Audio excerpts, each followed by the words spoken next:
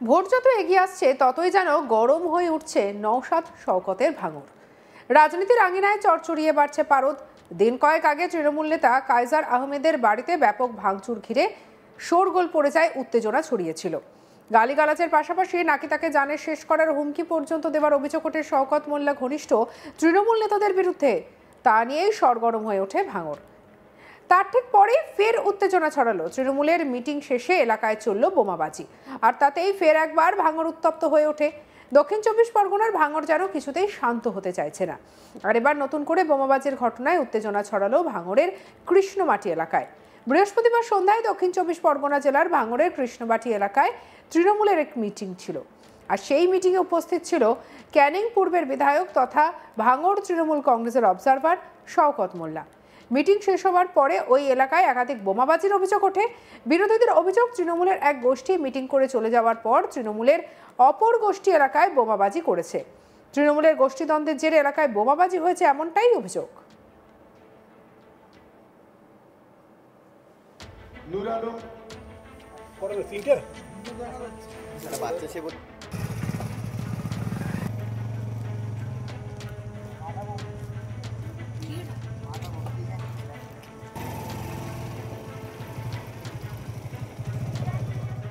কি বলছেন একজন আইএসএফ কর্মী, শুনবো।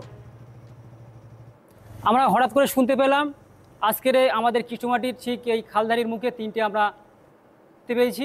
সেই ঘটনাস্থলে আমরা সহন এসেছি। বিষয়টা হচ্ছে বোমা ফেলেছে তিনটে, বাঁধা বোম দেখতে পাচ্ছি আমরা তিনটে। কখন পড়লো, কটা পড়লো?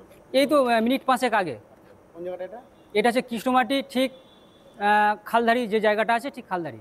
কি বলছেন, কারা মারলো? এটা টিএমসিরা মেরেছে, কারণ যেহেতু ওদের আজ প্রোগ্রাম ছিল, ওদের ভেতর গোষ্ঠীদ্বন্দ্ব আছে, সেই জন্য ওরা মেরেছে। কিন্তু তৃণমূলের পক্ষ থেকে বলা হচ্ছে তো আইএসএফটা চক্রান্ত করে মিটিংটা ভণ্ডল করার চেষ্টা। ওদের কাজটা তো ওদের কাজটাই ওরা নিজেরাই করে, ওরা নিজেরা আমাদেরকে দাগিয়ে দেওয়ার চেষ্টা করছে। টিএমসিরা করে আর ইন্ডিয়ান সেকুলার ফ্রন্টে দাগিয়ে দেওয়ার চেষ্টা করে। তা আমি বলবো পুলিশ প্রশাসনকে যে কে বা কারা এই ঘটনাটাকে ঘটিয়েছে এর সঠিক তদন্ত হোক। হ্যাঁ, আপনারা জানেন তো আমাদের রক্তদান শিবির ছিল কৃষ্ণমাটি ব্রিজের সম্মুখে। টিএমসিরা তেনারা কী করেছিলেন, আমাদের গেট পুড়িয়ে দিয়েছিল। সেখানেও আমরা পুলিশের দ্বারস্থ হয়েছিলাম, এটাও দেখব। যদিও তৃণমূলের দাবি আইএসএফ এর হাত রয়েছে এই বোমাবাজিতে, এলাকায় সন্ত্রাস ছড়াতেই আইএসএফ বোমাবাজি করছে বলে দাবি তৃণমূলের বুথ সভাপতি মোহাম্মদ অজগর আলী কি বলছেন, শুনবো। আইএসএফ ওরা ভণ্ড, ওরা কোনোভাবে ভাঙড়ে মাটি পাচ্ছে না, তার কারণে ওরা বোমের রাজনীতি, বন্দুকের রাজনীতি করতে চাচ্ছে। এখানে শান্তিপূর্ণভাবে মিটিং হলো। মিটিংয়ের পরে আমাদের এমএলএ সাহেব এখান থেকে বার হয়ে যাবার মানে গাড়ি পুরোপুরি বার হয়নি, অন্তত 50 তফাত ওরা বোম মেরে পালিয়ে গেল। এটা আমার সম্ভবত আইএসএফ নামক দল ছাড়া অন্য কারো কাজ হতে পারে না। কৃষ্ণমাটি শান্তিপ্রিয় গ্রাম, আজও পর্যন্ত কোনো অশান্তির জায়গা এখানে বাতাবরণ তৈরি হয়নি। তারা মাটি আস্তে আস্তে ওদের শেষ হয়ে যাচ্ছে, তার কারণে এরা এই বিভ্রান্তটা করতে চাচ্ছে। এটা আসলে অবশ্যই এটা এমএলএ সাহেবের উপরে হামলা করার আক্রান্ত ছিল। যদি বোমটা কোনোভাবে গাড়িতে লেগে যেত তাহলে তো এই ঘটনাটা অনেক দূরে চলে যেতে পারত। এটা অ্যাকচুয়ালি এমএলএ সাহেবের মারা একটা পরিকল্পনা করেছে ওরা। এটা টিএমসির কাজ কোনোভাবে হতে পারে না, ওদের মাটি নেই, এরা রাজনীতিভাবে পেরে উঠছে না, গণতান্ত্রিকভাবে পেরে উঠছে না, তার কারণে বোম বন্দুকের রাজনীতি করছে। লোকজন হয়নি যার কারণে বোম মেরে। কে বলেছে লোকজন হয়নি? পরিপূর্ণ মাঠ লোক, মানুষ দাঁড়াতে পারছে না, চেয়ার নেই, চতুর্দিকে দাঁড়িয়ে লোক শুনছে। যে বক্তব্য দিয়েছে মানুষ শুনে তাদের ভালো লেগেছে, তারা আরও আশ্বস্ত হয়েছে যে না, কথাগুলো ঠিক, আমাদের সঙ্গে তো মানুষ কথা বলছে। কিন্তু আজ ওরা এই মাইকের আওয়াজ শুনে ওদের মাথা খারাপ হয়ে গিয়েছে, তার কারণে ওরা এমএলএ সাহেবের উপরে আক্রমণটা চালানোর চেষ্টা করেছে।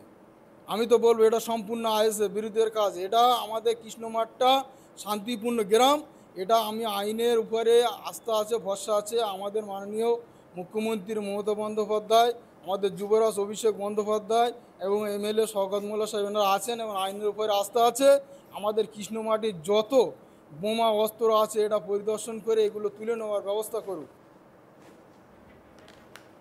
ঘটনার খবর পেয়ে উত্তর কাশীপুর থানার পুলিশ পৌঁছায় ঘটনাস্থলে। সেখান থেকে বোমার সুতুলি এবং অন্যান্য সামগ্রী উদ্ধার করে পুলিশ।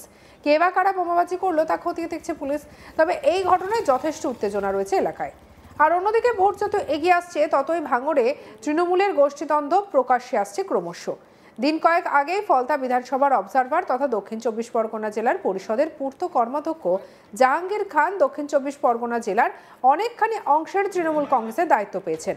তারপর থেকেই জেলার বিভিন্ন প্রান্তে শওকত মোল্লা বিরোধী তৃণমূল কর্মীরা বেজায় খুশি হয়েছেন। সেই খুশিতে কেউ বাজি ফাটিয়েছেন তো কেউ আবার কেক কেটে উদযাপন করেছেন। আর এই উচ্ছ্বাসীরা কি মোটেই ভালোভাবে নিতে পারেনি তৃণমূল বিধায়ক শওকত মোল্লা এবং তার অনুগামীরা। গত রবিবার রাতে এই উচ্ছ্বাসের জেরে ভাঙড়ের তৃণমূল নেতা কাইজার আহমেদের অফিসে ভাঙচুর চালানো হয় বলে অভিযোগ করেন কাইজার আহমেদ। কাইজারের স্পষ্ট বার্তা, ২৬-এর বিধানসভা ভোটে যাই হোক না কেন শওকতের বিরোধিতা আমরা করবই।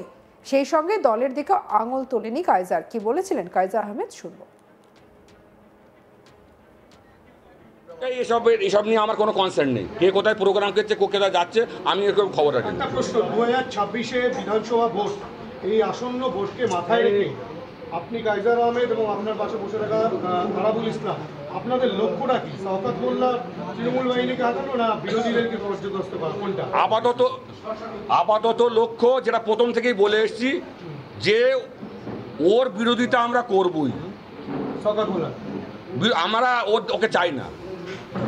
আমাদের ব্যর্থতা নয়, এটা মেকিং অফ পলিসির ব্যর্থতা।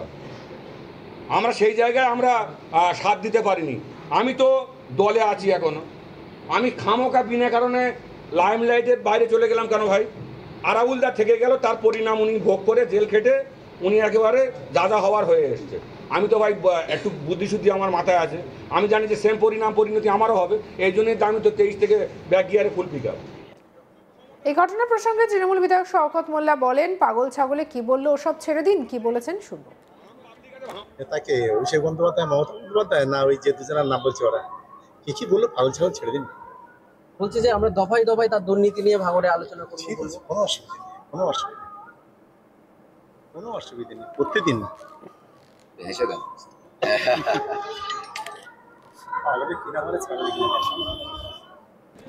আসলে ভোট যত এগিয়ে আসছে ভাঙড়ে এই বোমাবাজির ঘটনা নতুন কিছু নয় ভাঙড়ে। আর সেই ঘটনায় আরও একবার চোখে আঙুল দিয়ে দেখিয়ে দিল ভোটের আগে ভাঙড়ের চেহারা।